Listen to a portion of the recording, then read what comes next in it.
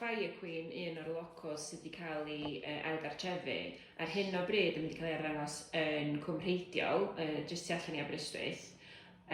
Ond yn y diwedd, y cynllun ydy bod yn mynd yn ôl i gael ei arddangos yn Parc Padarn yn Llanberis, lle oedd shed Fire Queen pan oedd hi'n gweithio ar Chwarel Dinorwig. So mae'r loco wedi bod yn fan hyn a wedi cael ei adnewyddu, wedi cael ei edrych ar ôl, ac wedi cael ei achub mewn ffordd.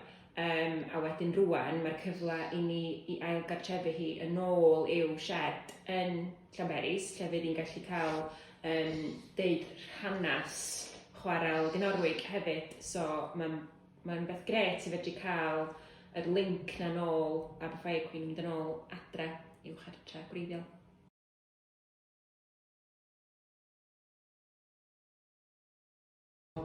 Dwi'n meddwl mae'r diwydiant chwarel yn mynd law yn llaw hefo datblygiad Penrhyn. Mi wnaethon nhw fuddsoddi arian o ganddyn nhw i mewn i'r chwarel yn Penrhyn, a hefyd datblygu y rheilffordd nath trawsnewid y diwydiant chwarelyddol yn y cyfnod. So mae'n rhan bwysig o'r hanes a'r effaith mae Castell Penrhyn wedi gael ar Gogledd Cymru.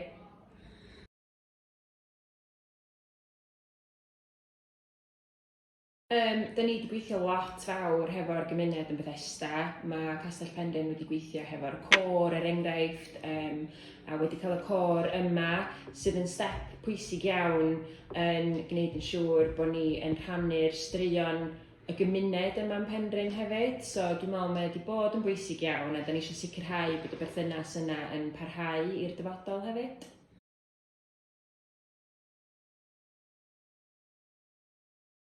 Wel, oedd datblygiad yr rheilffordd yn holl bwysig i fedru trawsnewid y ffordd oedd y chwarel yn allforio yr holl lechi a gwneud y diwydiant yn fyd-eang.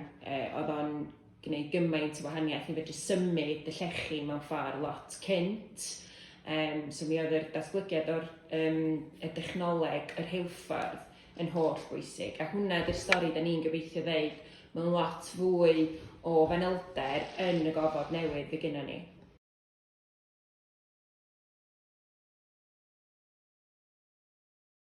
Wel, mae yna ddwy ochr i'r stori. Mae yna planigfeydd oedd yr teulu'n berchen arnyn nhw yn Jamaica. Mae hwnna'n rhan bwysig, ond hefyd y ffaith bod y diwydiant chwarel wedi cael effaith byd-eang. Dwi'n gwybod bod yna lefydd o gwmpas y byd hefo llechi Chwarel Penrhyn ar eu toia nhw. Felly mae o yn diwydiant oedd yn fyd-eang ac yn fyd-eang bwysig iawn hefyd.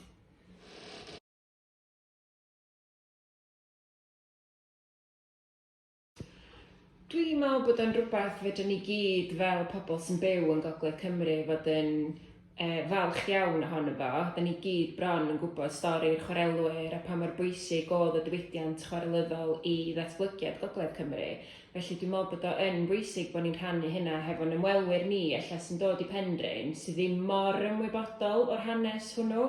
So yn sicrhau bod ni'n gweithio efo partneriaid sy'n rhan o safle treftadaeth y byd, a gwneud yn siŵr bod ni'n rhannu'r straeon na i gyd, a bod ni'n gyd yn cydweithio i helpu ddeud y stori yna. Achos ddim yn stori jyst Penrhyn, mae'n stori Gogledd Cymru a diwydiannau a broioedd llechi eraill hefyd. Mae jyst yn bwysig bod ni'n deud pob elfen o hanes y chwarel. Yn fan hyn yn Penrhyn yn amlwg, da ni'n deud rhan o stori perchnogion y chwarel, ond da ni hefyd eisiau gwneud yn siŵr bod pobl yn cael stori y chwarelwyr a bod llais nhw'n cael ei clywed yn Penrhyn, fel bod pob elfen o'r stori'n cael ei ddeud.